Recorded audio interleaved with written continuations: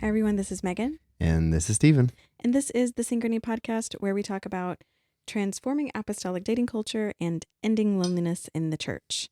And hopefully we're welcoming a bunch of people that have never heard of us before. That's right. With this episode, and we'll tell you why in a minute. You probably gleaned it from the title, but welcome. Thank you for taking the time to do this. You're busy people. So thank you, y'all. We're grateful. Quick shout out to our friends at Cafe 117, which is, if you haven't heard us talk about them yet, an incredible apostolic owned coffee company. They sell high quality, roasted to order, single origin coffees and blends that you can buy from their website. It will ship to you very, very quickly, so you get your coffee nice and fresh. You can also subscribe if you are like us and go through massive amounts of coffee every week. 20% of their proceeds go to Compassion Services International to help with disaster relief, and you can get a discount to your coffee by using the link in our description.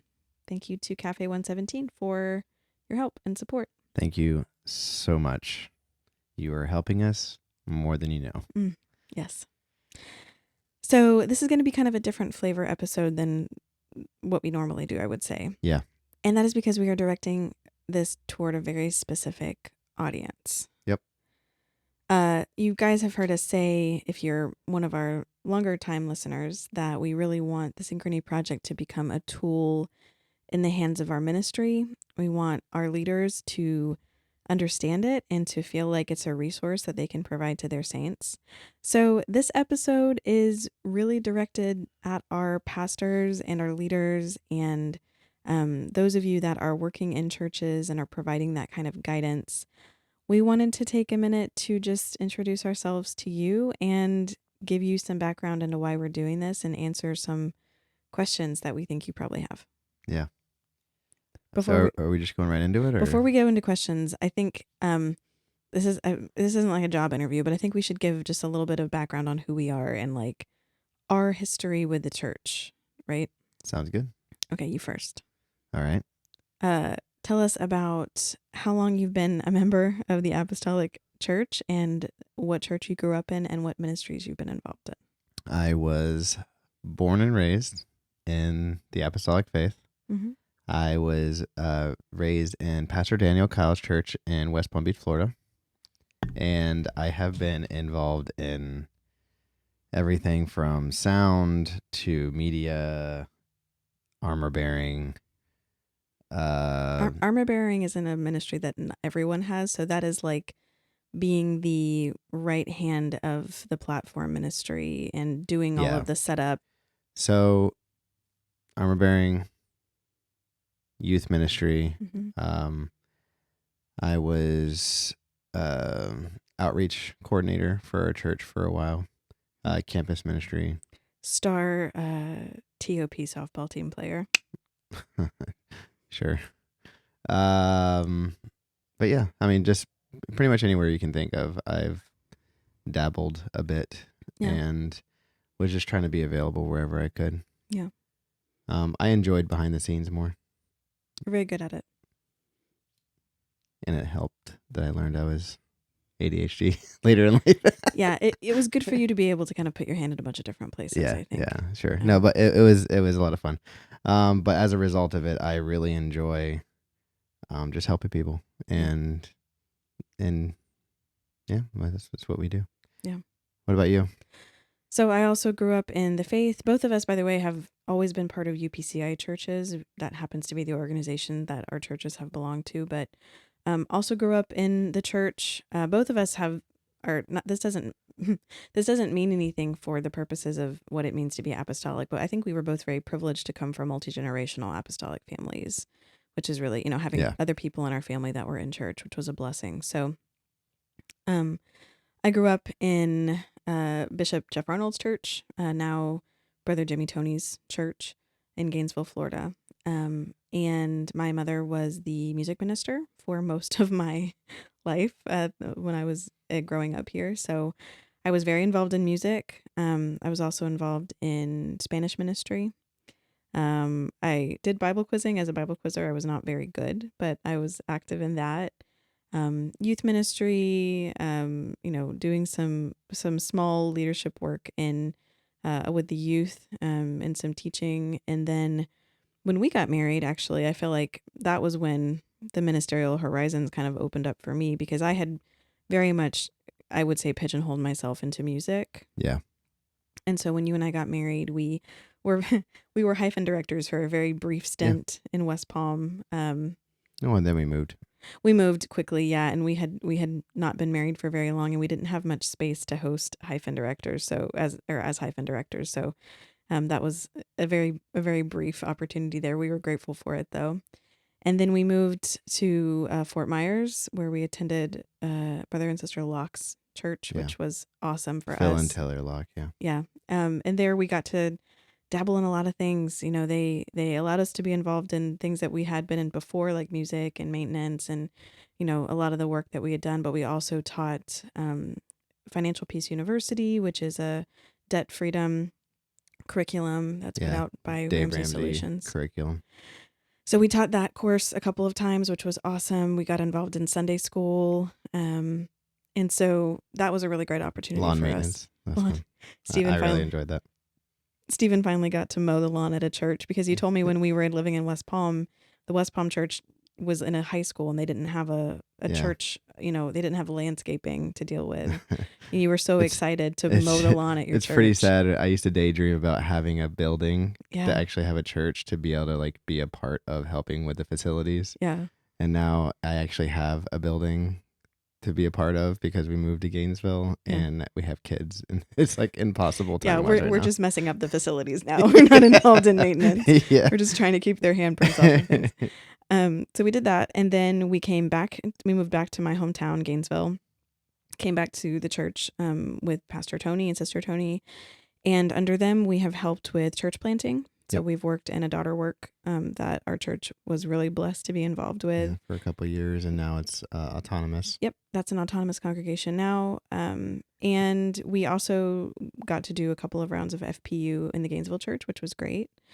So we've had our hands in a few different places, and neither of us are licensed ministers with the UPCI or any other organization. So we've been really grateful to have those opportunities to be involved in those different facets of the work of the church, doing Bible studies, you know, just getting to put our hands to the plow in a variety of ways. So that's our history.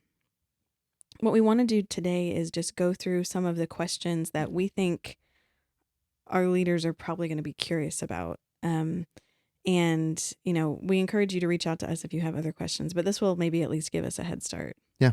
So you're going to MC for me? Yep. Okay. Feel free to like jump in if you have thoughts on this that you want to add in first. Yeah, absolutely. All right. First question. What is a Synchrony Project? The Synchrony Project is an introductory matchmaking service for apostolic singles, exclusively for apostolic singles who are over the age of 21. So we work with any oneness apostolic believer of any organization over the age of 21. And our goal is to get to know them so that we can introduce them to other apostolic singles that they might not have a chance to meet otherwise, for the purposes of helping them find dating relationships. We're not arranging marriages. That's not what we mean by matchmaking. No. But we want to give people access to other singles that they might not be meeting in their hyphen groups or in their singles ministry events. Yeah. And kind of broaden the pool of prospects for them, and also hopefully give them a more efficient way to identify someone that would be a good fit for them. Yep. We'll talk about that more in a minute. Already going off script. Yeah. How do you know they're apostolic?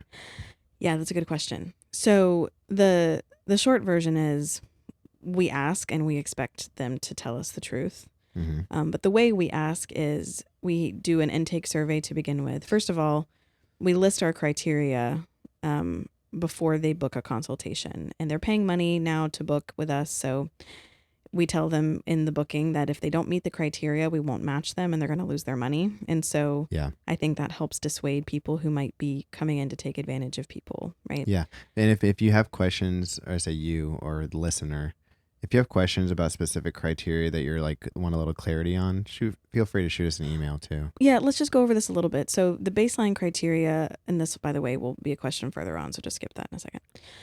The baseline criteria that we're looking for is someone has to be attending a truth preaching, so a oneness apostolic church, and have a history of attending that type of church for at least a few years. Yep. They need to be baptized in Jesus' name by immersion.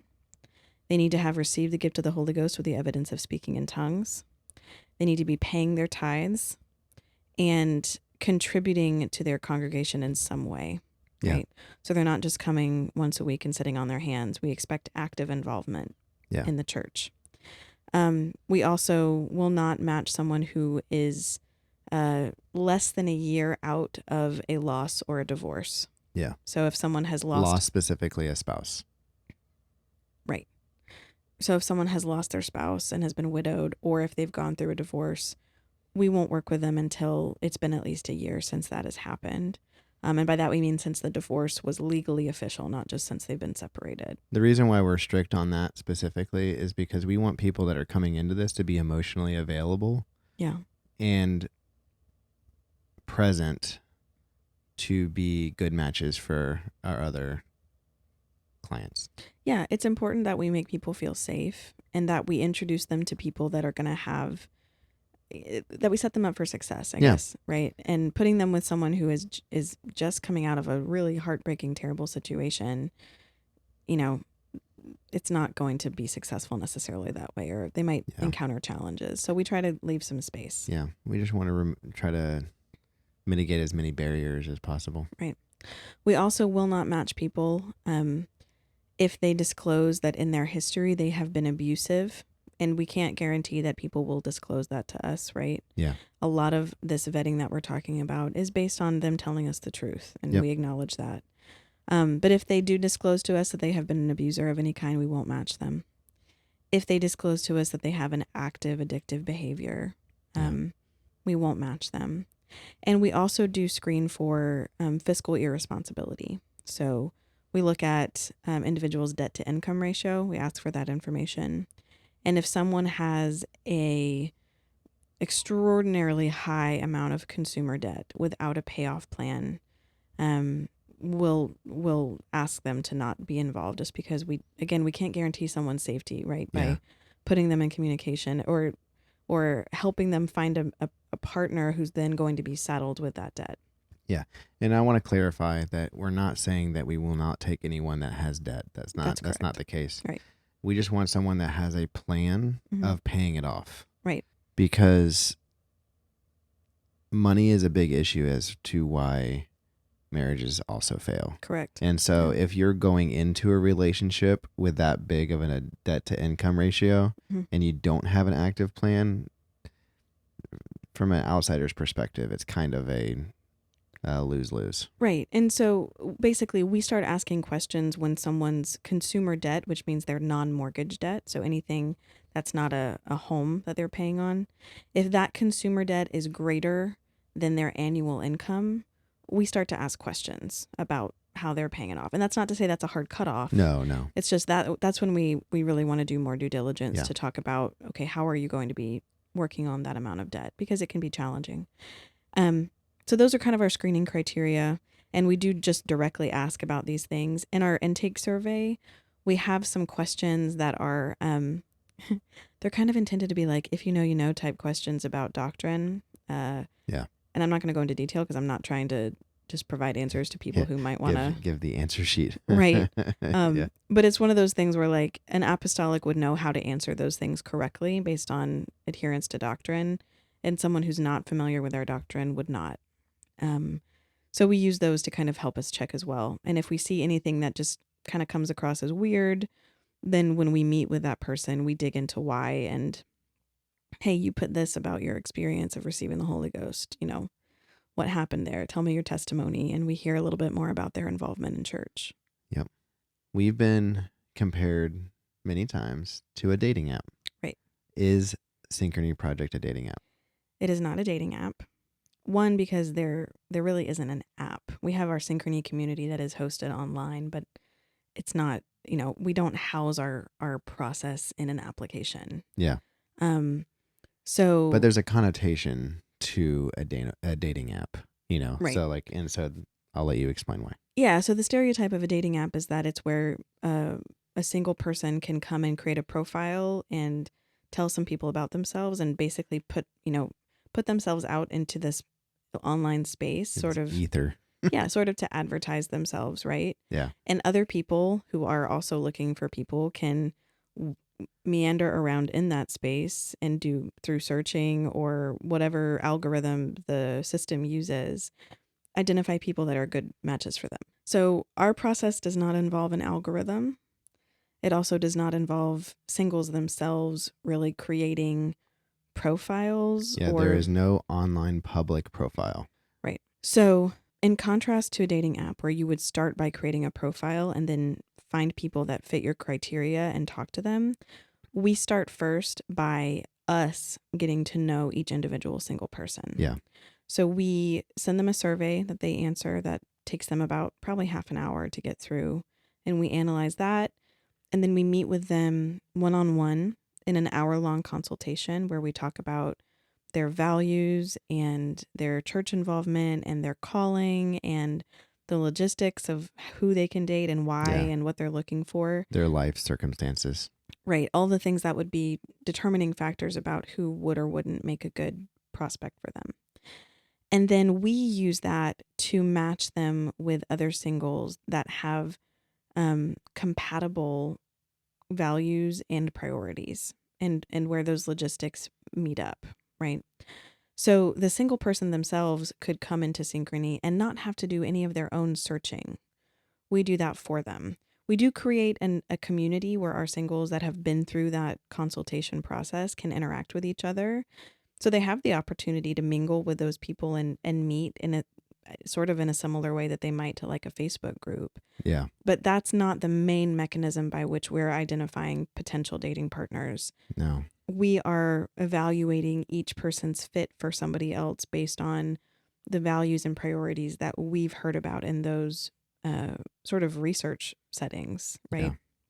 So we spend a lot of time and invest a lot of time into learning from each person in their own words what they're looking for, and then providing them with options based on the other people that we know in the space. So it's not like a dating app at all. There's no swiping. We don't just put out a bunch of photos of people. And the community space that we're talking about is closed. Yeah. Only people that have been through a consultation have access to that. We monitor it very closely, and it's intended to be an incredibly safe space for singles to learn. We host virtual meetings there, like game days and fun stuff for people to socialize, but also educational opportunities where we do workshops or we give courses Yeah. that they can learn from while they're in there. So the community space is more of a waiting room. And we're working in the background while they're in there to try to find them someone that's a good fit. Yeah. Before we move on to the next question, can you give like the microwave version of why you think this process is more effective than a dating app? Because I think your perspective, you kind of have a good take on that. Yeah. And we've said this in previous podcasts, but this is more about, I use a comparison at one point about it being kind of like a fishing guide, Mm-hmm. where we are the fishing guides in this parallel. And really what we're doing is saying, hey, we're not saying that you're bad at dating. Mm-hmm. We're just showing you where the fish are. Yeah. Like you're in an area that you have no clue where the fish are, and we're just showing you where they are. It's more about the availability for people to meet someone that they would have never otherwise met.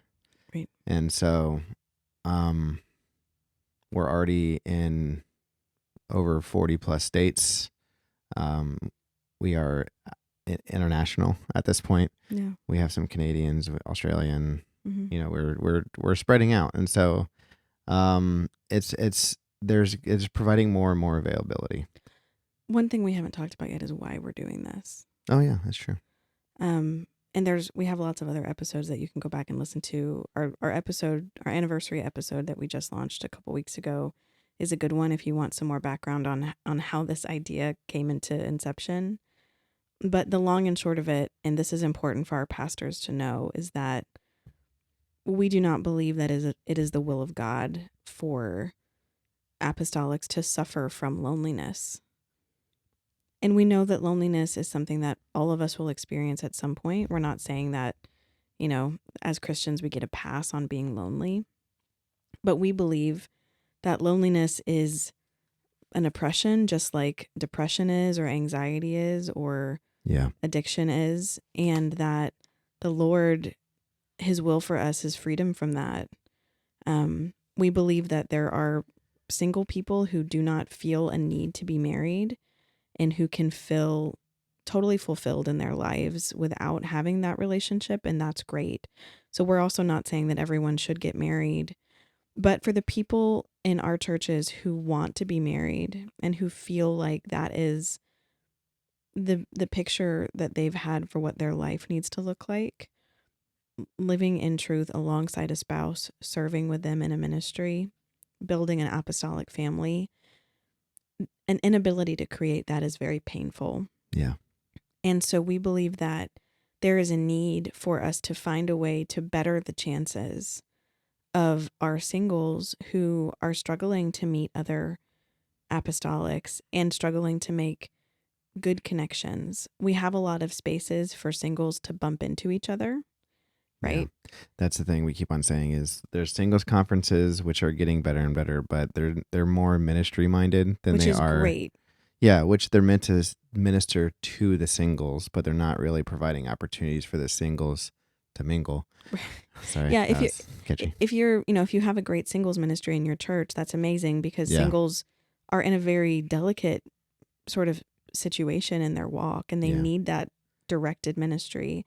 But those conferences and events are about their spiritual Yeah. growth. And these days, and this is not knocking anyone who's had a divorce, but Mhm. like you can go to a conference, say a general conference, and there's literally thousands of singles there. But if they are in their 30s or 40s, you're Yeah. really rolling the dice onto like if you were going to like trying to introduce yourself to someone with intentions to pursue them as like a, hey, like I want to get to know you better.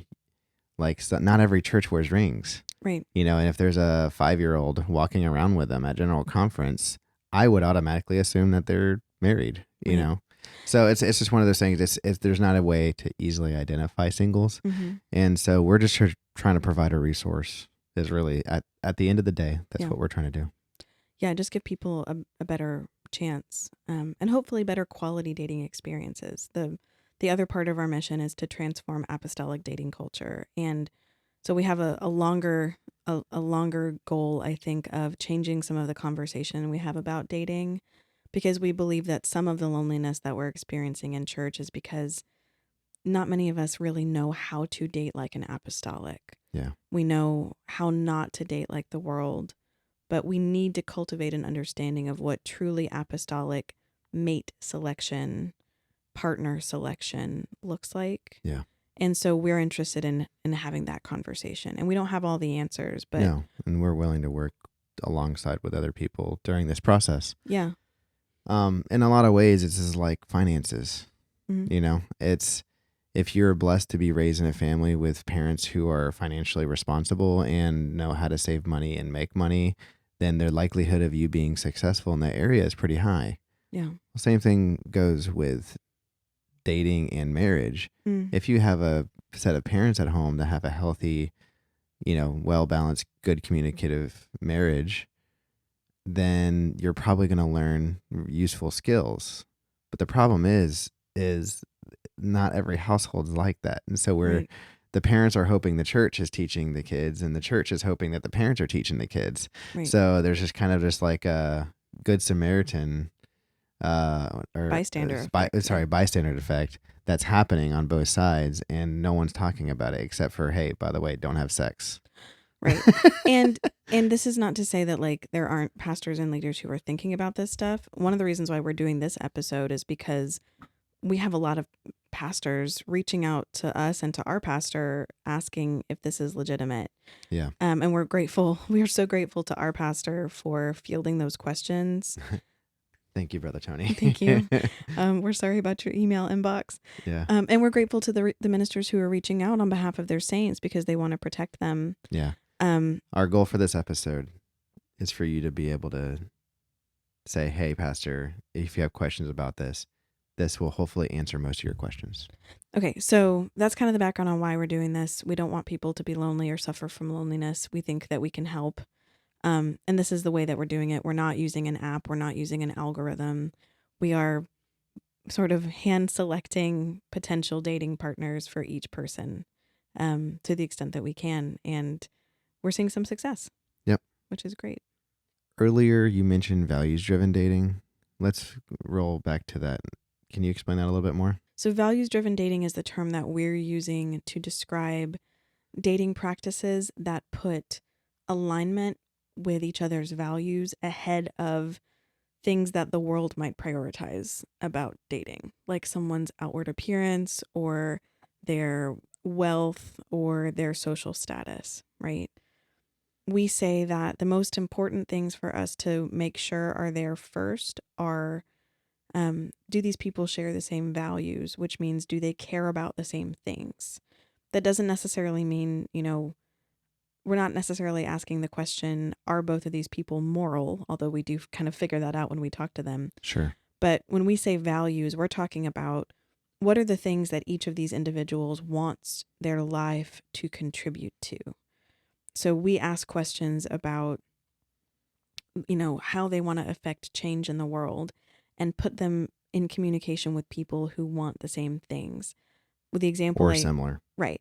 The example that I usually give is, if we have someone in the pipeline who feels a deep call toward foreign missions, Yeah. we probably won't match them with someone who feels an equally strong call to home missions. Both of those calls and desires and values are beautiful and valuable, but they are incompatible from a dating perspective to a great degree. So we try to really get down to the root of what people care about and how strongly they care about it.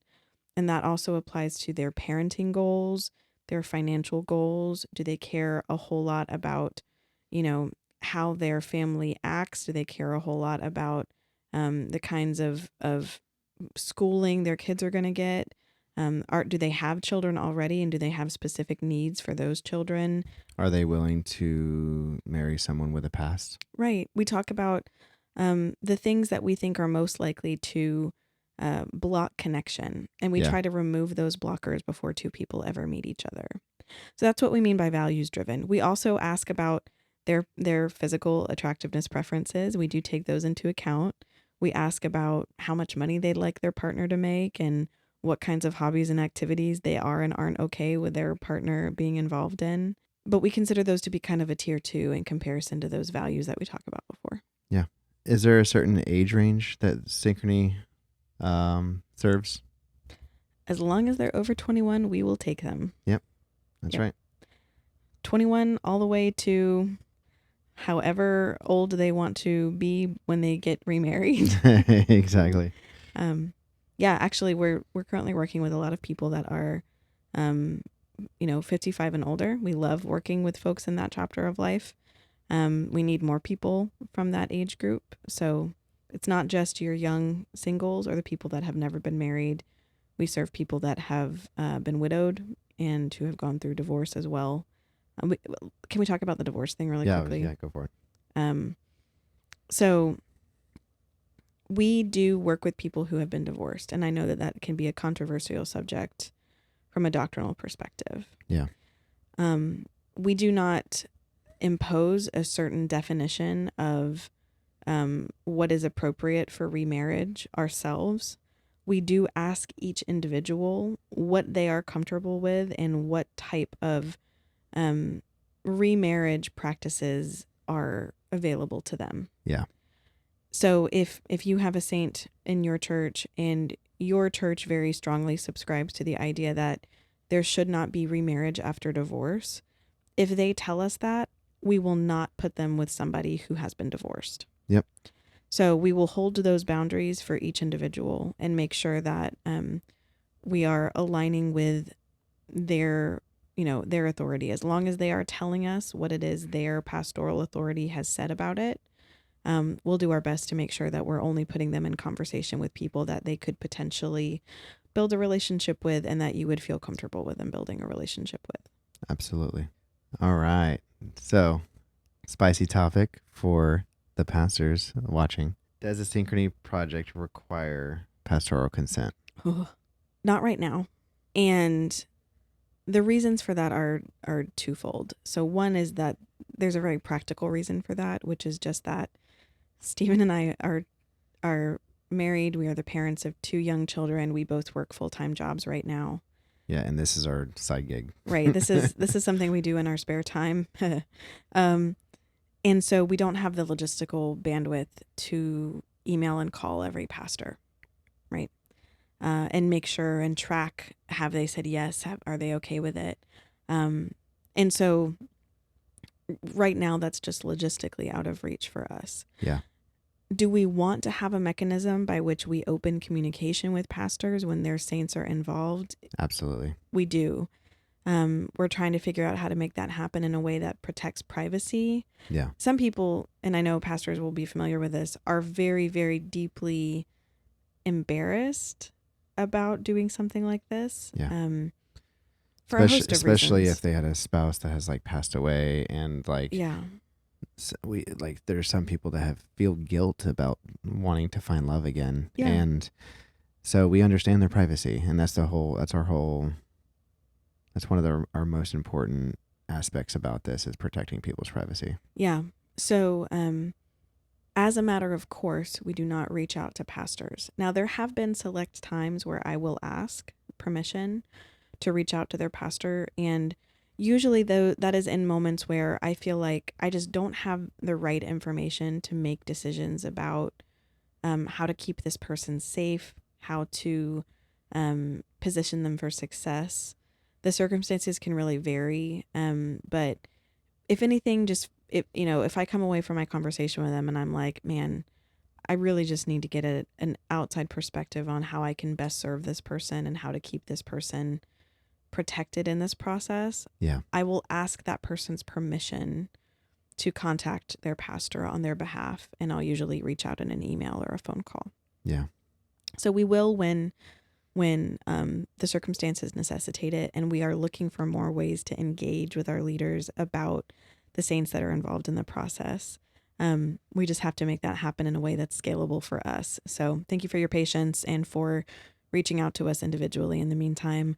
We're more than happy to answer questions and talk to pastors, and we love, love, love it when our clients talk to their pastors before coming into the pipeline. Absolutely.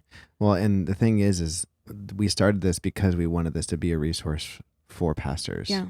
Because the example that we've used in many podcasts before is like pastors have resources for people if they have lost someone, if they've gone through a divorce. If not resources, they can send them somewhere, right? They can say, hey, here's therapy, or hey, let's sit down and have a conversation about this. Right. Let's relate about this. But when someone's having a hard time with dating, there's not a resource in the apostolic faith at this point, up until now, I guess, that you can send someone to and say, hey, go to this, give this a try. You might be able to find someone there. Right. Other than Facebook groups and Christian dating apps, which, don't get me wrong, I'm sure there's been some success there, but Yeah. we are a specific form of Christianity who have different doctrinal beliefs. So if you go on a generic Christian dating app, the likelihood of you finding another apostolic is pretty slim. Yeah. So we're just trying to provide that resource for pastors. Yeah. And I mean, pastor, if you're listening to this, not just our pastor, any pastor, if you're listening to this, then I imagine you're probably thinking of a few saints in your church. Every church seems to have this little island of singles, right?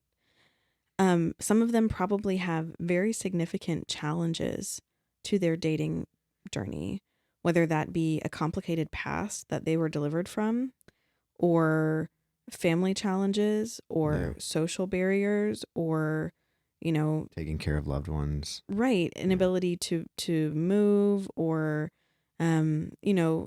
challenges with connecting with people, right? Any of those things can really create a barrier that is difficult for someone to get over themselves. So if you have saints that have struggled to make connections, it's not their fault. The the dating space is just very hard and complex for everyone right now. But we want to help remove some of those barriers. And even if we can't find them a spouse, we hope that we can provide them with some tools and strategies and techniques so that when they are out socializing, they have an easier time of it, or they know the right questions to ask, or the right information to put out about themselves earlier. Um, and so we feel like that's really important for pastors to know. We're ultimately trying to make the dating experience for your saints more comfortable and more safe. Yeah. The reports that I hear from singles that are really involved in Facebook groups and apps is that they are not safe. Yeah. And that is nothing against the amazing people that are moderating those spaces, because I know they are doing their absolute best. But, solicitation and images and people who aren't apostolic getting into those spaces can create environments where people don't feel safe in those spaces, and they can be really taken advantage of. We've worked with people that have been scammed in apostolic Facebook groups, no fault of the moderators or the creators of those groups. Or sent inappropriate photos Right. It just happens. So we want to remove that risk to the extent that we can, and provide a way for people to connect that is protected. All right. This is another sore subject for pastors. Sorry, pastors. Maybe not. But We'll see. Yeah. Some pastors. If one of my saints is matched via Synchrony Project, will they be encouraged to relocate to another church, city, or state? Yeah. I know that this is a real concern of a lot of ministers, and for good reason, right? Our singles are some of the pillar members of our churches. Yeah. And so we want to be sensitive to that. The answer is kind of the same as the answer about the divorce question. We are guided by what our singles tell us are their needs and barriers and restrictions. So when we meet with them, I ask things like, how comfortable are you with the idea of moving? Are we talking movement across the state, movement to a different state, movement across the country, international move? What sounds feasible to you? And then we talk about the logistics of long distance versus local relationships. So if your saint knows that it is not in their best interest spiritually to move, and they've talked to you about that, and they're aligned with you on their need to stay, or if they're really embedded in ministerial work there and they tell us that, we'll do our best to match them with someone who can either move to their location or who is already in close proximity to them. We want to acknowledge that those limitations do limit the people that we can put them in contact with. Yeah. But we understand the reasons for that as well. And so, again, our goal is to give them the opportunity to have a relationship where there are no barriers that they're going to run into, or no major roadblocks to them building a life together if they feel like they want to. And so we do our best to put them in touch with people that will align with their pastor's expectations about where they are. All right. How can pastors be sure that we are going to take care of their saints? Yeah, I wrote this question and I'm intimidated answering it. So I think one thing that's very important for us to say is that we want to be as transparent as we can be about our processes, while also vehemently protecting the privacy of our clients and our singles that we work with. So we are happy to share any and all information about how we do this, Yeah. and the processes that we use and the structures of it. And also we're going to do our very best to not put out any singles' private information. The cool part is because this isn't a dating app, Mm-hmm. we make sure that before any information is given to a potential match, Mm-hmm. we have already talked to multiple times with the person we're going to match them with. So let's just pretend it's your saint. Say we want to match your saint with someone else. Mm-hmm.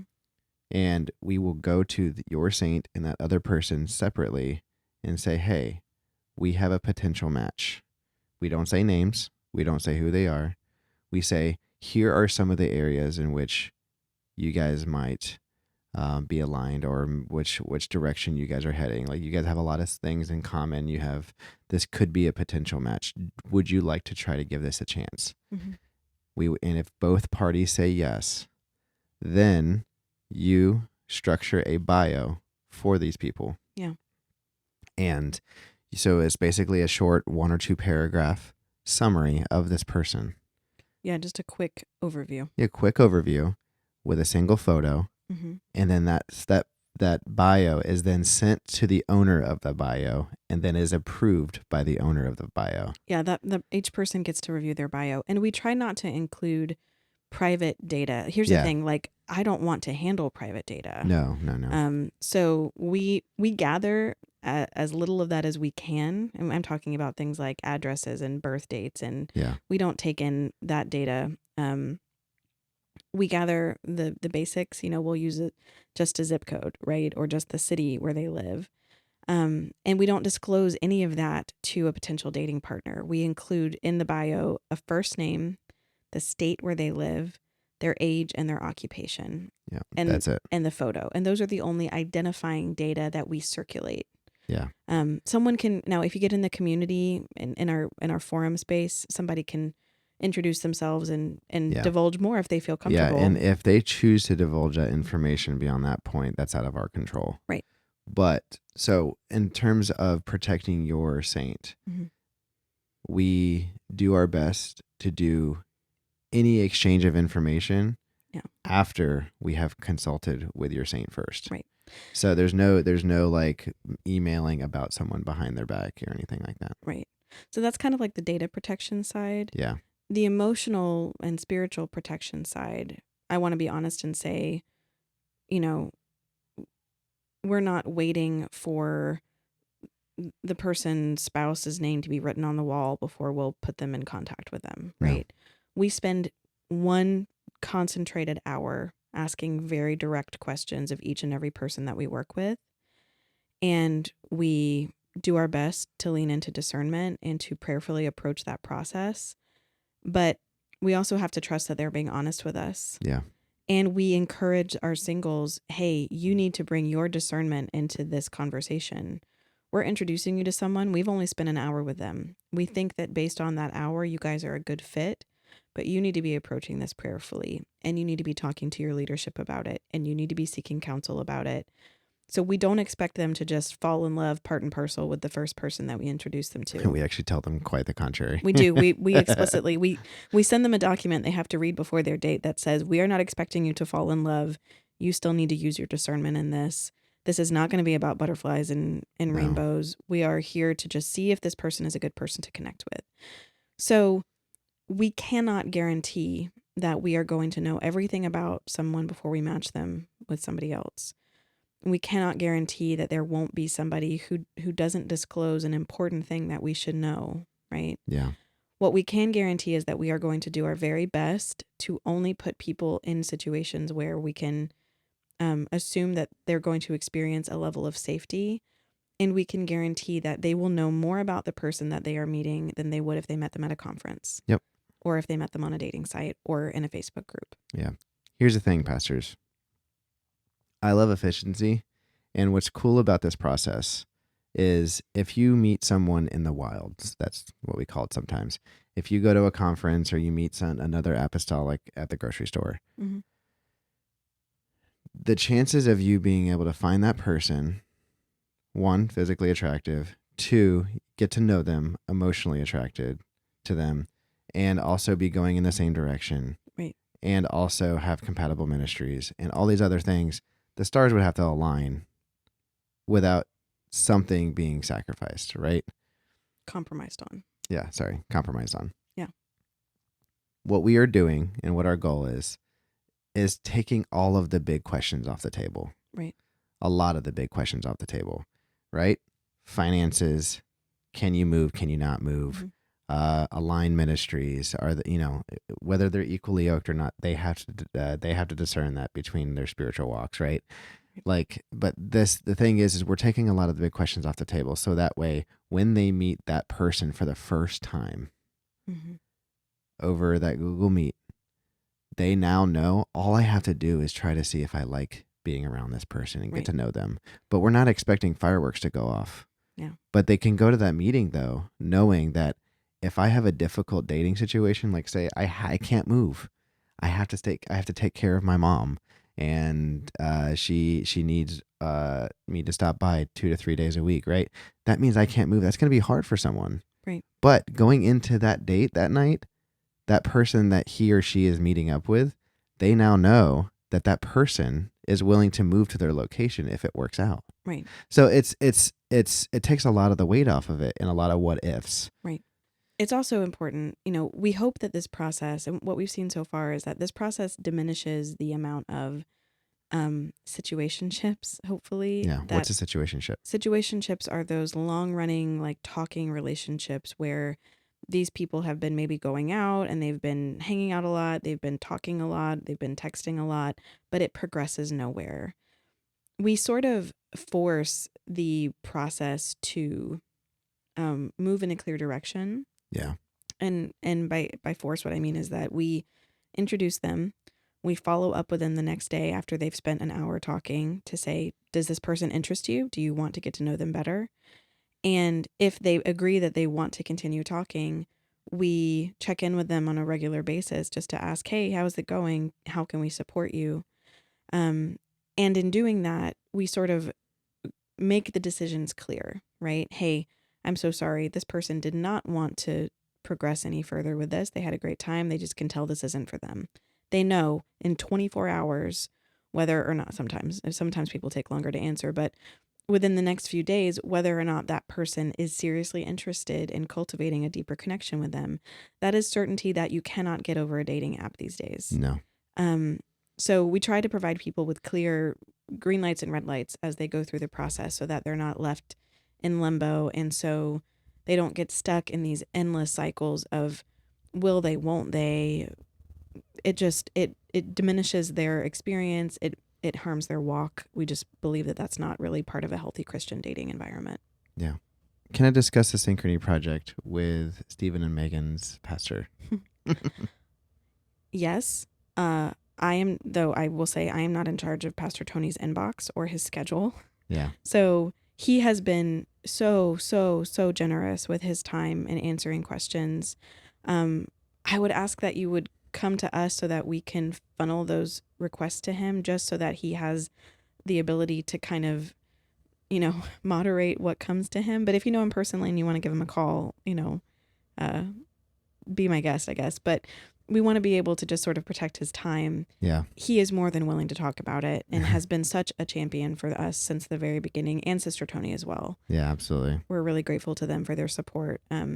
So we absolutely want to encourage you to get insight from him and to, get his honest opinion about the process and about us and whether or not we're decent people. Ask the hard questions. We just want to be conscious of his time as well. So we want to help funnel those to him in a way that will not overwhelm him all at once. Yeah. Now we know about Synchrony Project. We know what it's about. We know why we're doing it. Yeah. What's the pricing structure look like? Yeah. So we do charge for this service, and the reasons why we do are twofold. One, we think that when people put their money into something, they are more serious about it. Yeah. We are interested in putting people in conversation with dating partners who want a serious relationship. Yep, absolutely. People aren't here to play games. We don't want to waste their time. So that helps us clear out anyone who wouldn't be interested in something serious, primarily.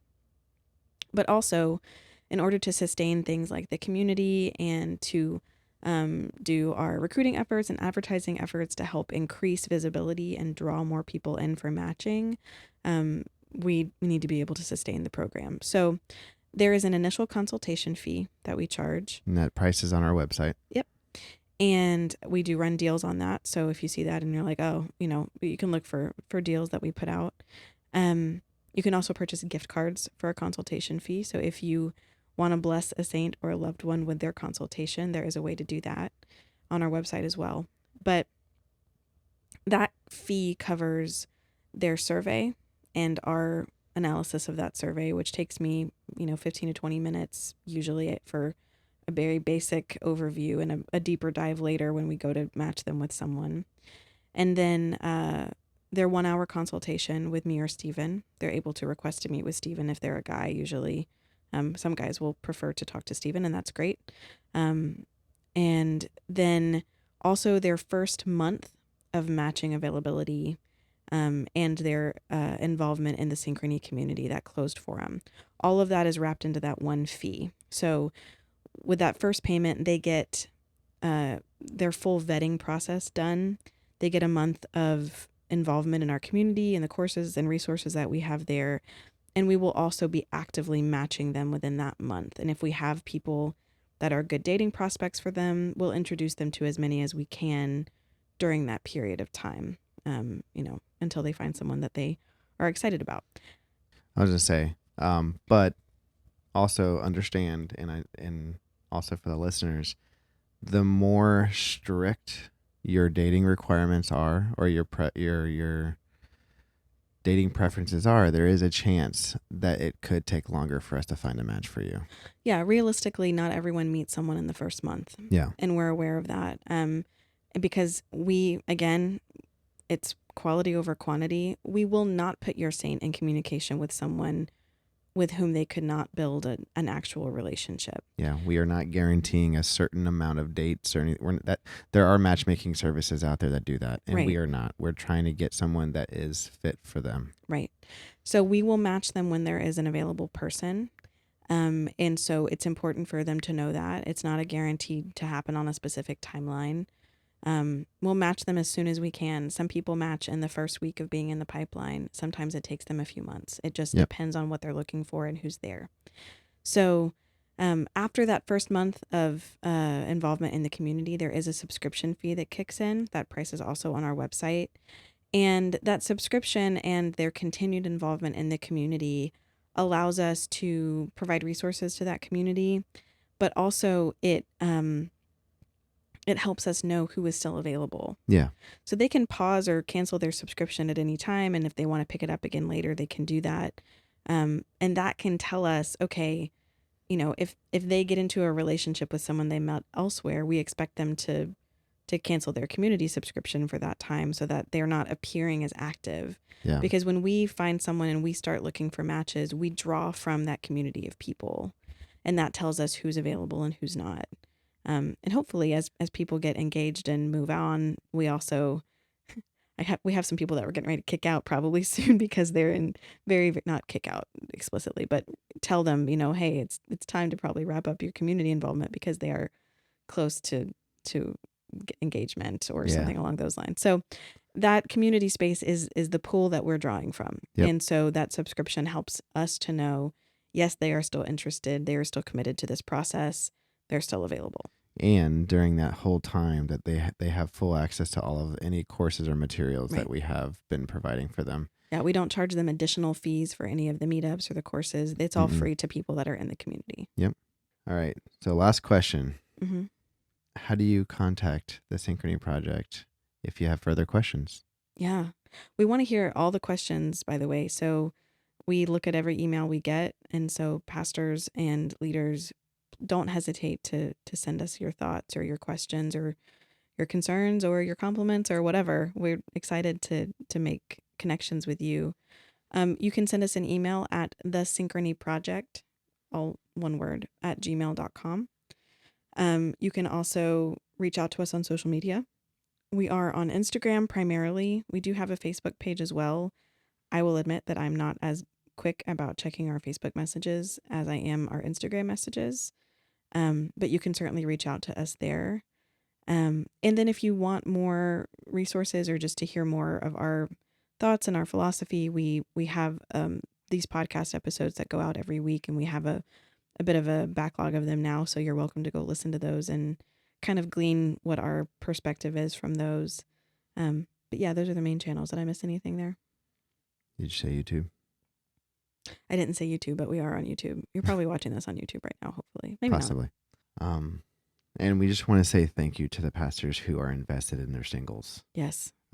Because we have been receiving a lot of messages from pastors saying thank you for providing this service, because I know of a lot of people that can be using this. And we have pastors and pastors' wives that are sending people our way all the time. Yeah. So please feel free to reach out to us. And if you know Brother Tony, shoot him a text and ask for his stamp of approval for it. But hopefully sometime soon we might be actually coming out with a podcast episode with Brother Tony. Just put the man on blast. Oh, yeah. Yeah. We will see if his schedule will allow. He is a busy He's man. already committed to it. We just haven't figured out the schedule for it yet. Yeah. You guys know that the schedule of a pastor is challenging. If you are a singles ministry leader, if you're listening to this because you're involved in something like Hyphen or singles ministry, please know that we are grateful to you for the work that you do. And we see the project as a tool in your toolkit for anyone in your community who is really struggling with loneliness.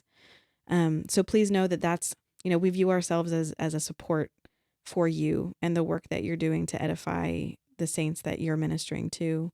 We want to be partners with you. We don't see this in any way as a replacement for singles ministry. Far from it. No. We just want to be there to help people that are really wrestling and dealing with the effects of loneliness. So send them our way. And if you have any questions, let us know. Yeah. Hey, babe. Hold on. This is a tradition. We do this all the time. It's going to be weird for you, Pastor, but this is something we do at every podcast. So just bear with us for a second. Yes. Hey, babe. Yes. I love you. I love you too. Thank you for doing this with me. Thank you for doing this with me and for using all of the setup skills that you built as an armor bearer to set up and tear down our microphone and light structure every time we have to record one of these. I did it with ministry. I can do it in our bedroom. Yeah. We are in the corner of a very small house, and Stephen has turned it into a film studio for this to a degree. I still got to tweak it. But yeah. Thank you, pastors, and thank you, listeners. Thank you for listening. If you are not a pastor or a minister, but you've been listening to this, please go share it with your leadership. Quick thing, really, really fast. If you are a single person and you've been holding off on purchasing a consultation, when this episode goes live, you're going to have like a couple of days left to capitalize on our summer sale, which is our $75 off of our consultation fee. So please jump on that now. On that very same day, we will also be ending our Operation 50/50 promotion. I said Operation 2020 in our last episode. Sorry about that. Operation 50/50.